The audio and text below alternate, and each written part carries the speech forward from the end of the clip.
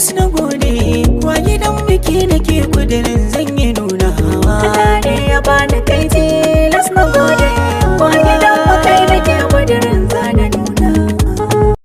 Alhamdulillah, shahararre fasihi wato kan wanda aka fi sani da Isa Ayagi, duba da yadda mawaƙin yake taka rawar gani yake kawo mana waƙoƙi iri daban-daban. Na tabbatar da cewa masoya Isa Ayagi sun ji daɗin wannan baitin da muka saka musu a farkon wannan waƙar tamu. Assalamu alaikum wa rahmatullah.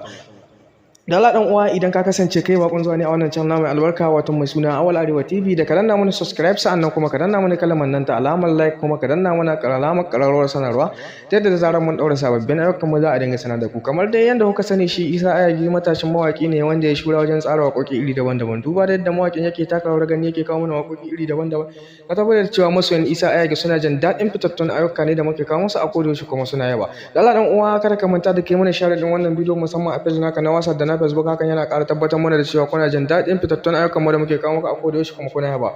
Duba da ganin yadda mawaƙin yake taka rawar gani yake kawo mana waƙoƙi iri daban-daban, ya cancanci mu yi musu comment na alamar like da nuna jin daɗi. Hakan yana ƙara tabbatar mana cewa muna bibiyar fitattun waƙoƙi ne da hakan yana ƙara tabbatar mana cewa kuna bibiyar fitattun waƙoƙi ne da muke kawo muku a koda yaushe, kuma kuna yaba. Shi dai Isa Ayagi mawaƙi ne wanda ya taka rawar gani tun a shekarar 2022, kuma har yanzu ake dama tun a shekarar 2021, kuma yanzu ma ake dama da shi a shekarar 2022. Shi Isa Ayagi dai mawaƙi ne, matashin mawaƙi ne wanda share wajen tsara waƙoƙi iri daban-daban, kama da waƙoƙi na soyayya, waƙoƙi na aure, waƙoƙi na bugi da sauransu.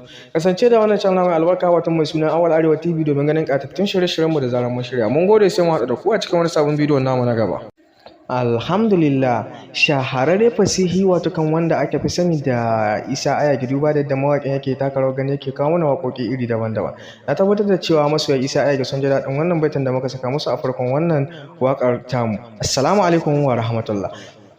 Da Allah dan uwa, idan ka kasance kai bakon zuwa ne a wannan channel mai albarka wato mai suna Awal Arewa TV, da ka danna mana subscribe, sa'annan kuma ka danna mana kalmar nan ta alamar like, kuma ka danna mana alamar ƙararrawar sanarwa ta yadda da zarar mun daura sababbin ayyukan mu za a dinga sanar da ku. Kamar dai yanda kuka sani, shi Isa Ayagi matashin mawaki ne wanda ya shura wajen tsara waƙoƙi iri daban-daban. Duba da yadda mawakin yake taka rawar gani yake kawo mana waƙoƙi iri daban-daban, ka tabbatar da cewa masoyan Isa Ayagi suna jin daɗin fitattun ayyuka ne da muke kawo musu a kodayaushe, kuma suna yaba. Da Allah dan uwa, kada ka manta da kai mana share din wannan bidiyo musamman a page naka na WhatsApp da na Facebook, hakan yana ƙara tabbatar mana da cewa kuna jin daɗin fitattun ayyukan mu da muke kawo muku a koda yaushe, kuma kuna yaba.